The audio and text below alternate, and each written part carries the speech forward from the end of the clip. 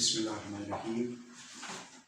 Students, आज हम chapter number 7 start करने लगे हैं और जो कि आर्टिकल में पहले आता है, लेकिन हमने पहले किया था चैप्टर 8। तो chapter 7 is about force and pressure. Force के बारे में प्रीवियस क्लासेस में आप कुछ थोड़ा सा इंट्रोडक्शन जान चुके हैं कि फोर्स क्या होती है। फोर्स बेसिकली पुश और पुल को कहते हैं, जिससे हम चीज़ों को मूव करते हैं, चीज़ों को रोक देते हैं, उनकी मोशन की डायरेक्शन को चेंज कर सकते हैं। ये सारा हम फोर्स से करते हैं। कोई बुक उठानी होती है जो फोर्स लगाते हैं, और किसी चीज़ को मूव करना होता है तो हम फोर्स लगाते हैं। फोर्स से पहले भी आप वाकिफ़ हैं, और फिर भी फोर्स की दोबारा एक डेफिनेशन आज जान लेते हैं, उसको समझ लेते हैं और फिर आगे चलते हैं। First is force.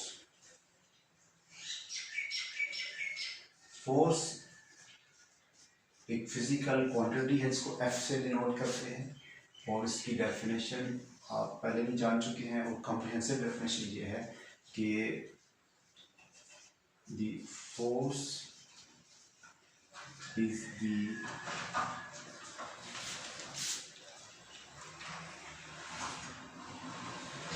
The push और पुल। ये इसकी definition.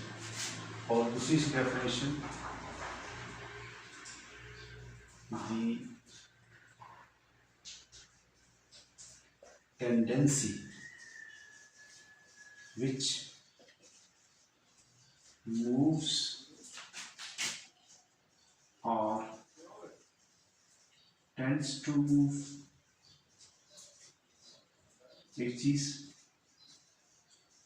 stops or tends to stop an object is called force, जिसको हम F से डिनोट करते हैं, और हम ऑलरेडी बात कर चुके हैं। और फोर्सेस के बारे में, चूँकि न्यूटन ने ग्रेविटेशन फोर्स के बारे में बहुत सा काम किया है, उसको अंडरस्टैंड करने के लिए, उसकी नेचर को समझने के लिए, तो इसलिए फोर्स की जो SI यूनिट है वो उसी के एजाज में रखी गई है। SI यूनिट ऑफ फोर्स,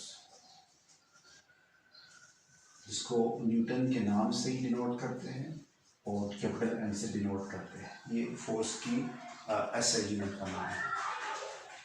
तो फोर्स समटाइम्स हम चीज़ों को मूव कराते हैं, समटाइम्स हम कोशिश करते हैं मूव कराने की, और मूव बाज़ औक़ात नहीं भी कर सकते। मसलन आप दीवार पे फोर्स लगाते हैं, तो आप जितनी मर्जी फोर्स लगा लें तो you can not move the wall. इसका मतलब है कि क्या हम फोर्स नहीं लगा रहे, हम फोर्स तो लगा रहे हैं, but we are unable to move the wall. तो फोर्स फिर भी लगा रहा है। इस तरह चीज़ों को रोकते हैं या रोकने की कोशिश करते हैं, तो उस वक्त हम फोर्स को एक्सर्ट करते हैं। तो ये सारा नॉलेज जो है हमारा फोर्स के बारे में। और फोर्स फिजिक्स में एक बहुत ही बेसिक कॉन्सेप्ट है, इसको समझना, इसको जानना, और इसकी यूनिट को याद रखना, और इस पर आगे चलकर दूसरी टर्म्स इसी के साथ मिलकर बनती है। तो हमारी जो नेक्स्ट टर्म है वो है प्रेशर। प्रेशर भी बहुत इंपॉर्टेंट टर्म है समझने के लिए फिजिक्स में। फोर्स और प्रेशर का आपस में बहुत ज़्यादा रिलेशनशिप है।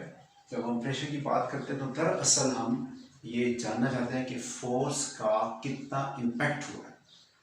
अब इम्पैक्ट का मतलब क्या होता है कि कितना असर हुआ है, तो वो ये चीज़ डिटरमिन करती है कि कितने एरिया पे फोर्स लगाएगी। तो बेसिकली प्रेशर जो है ये डिपेंड करेगा, इट डिपेंड्स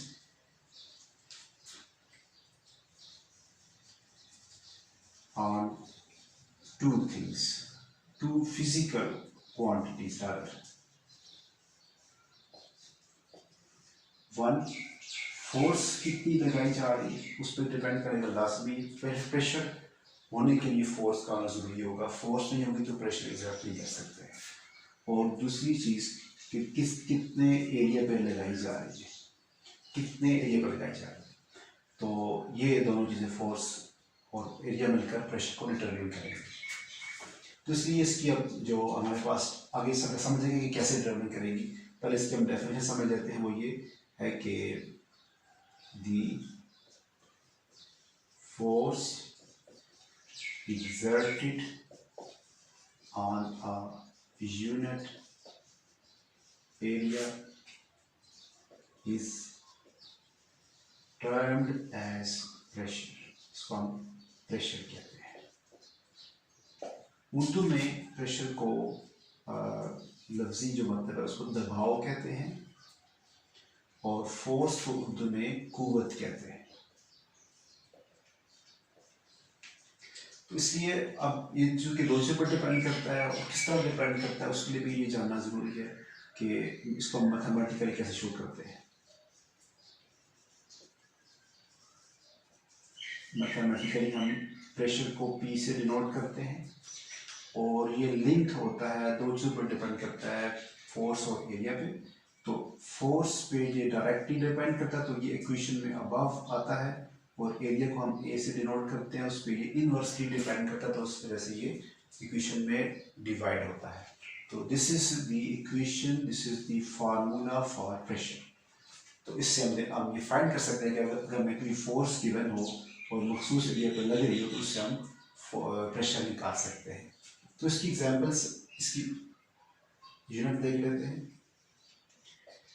तो इसकी यूनिट आसान है, ऐसे यूनिट जो है वो प्रेशर की हम फाइंड कर सकते हैं। वो फोर्स की यूनिट लगा दें जो कि हमने अभी डिसाइड किया, मैं समझा अभी कि न्यूटन होती है, उसको डिवाइड कर लें एरिया की यूनिट के साथ। एरिया की यूनिट आप जानेंगे, ये डायरेक्ट क्वांटिटी है दोनों, और वो मीटर स्क्वायर की यूनिट है। तो इस लिहाज से न्यूटन पर मीटर स्क्वायर ये एरिया की प्रेशर की यूनिट बनती है, जिसको एक साइंटिस्ट के नाम पर पास्कल से डिनोट करते हैं, PA से कहते हैं।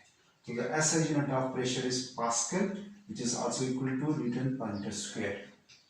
तो ये सारा प्रेशर के बारे में, इसको मजीद समझते हैं एग्जाम्पल्स के साथ।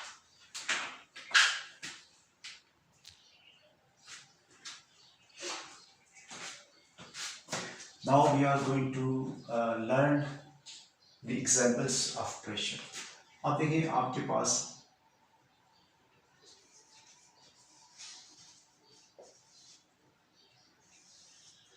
पास कोई ऐसी क्यूब शेप में कोई ऑब्जेक्ट हो, उसको किसी सरफेस पर रखा हुआ हो, इसका ये अपना वेट की वजह से नीचे फोर्स एक्सर्ट करता है उस सरफेस पे।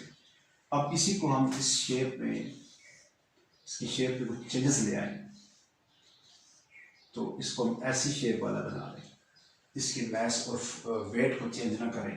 तो आप देख सकते हैं कि अब ये फोर्स गो के उतनी लगाएगा, लेकिन इसकी जो कांटेक्ट एरिया जो यहाँ पे टच हो रहा है, जो सरफेस एरिया का टच हो रहा है, वो बहुत लेस है। क्योंकि हम जानते हैं कि pressure is equal to force over area.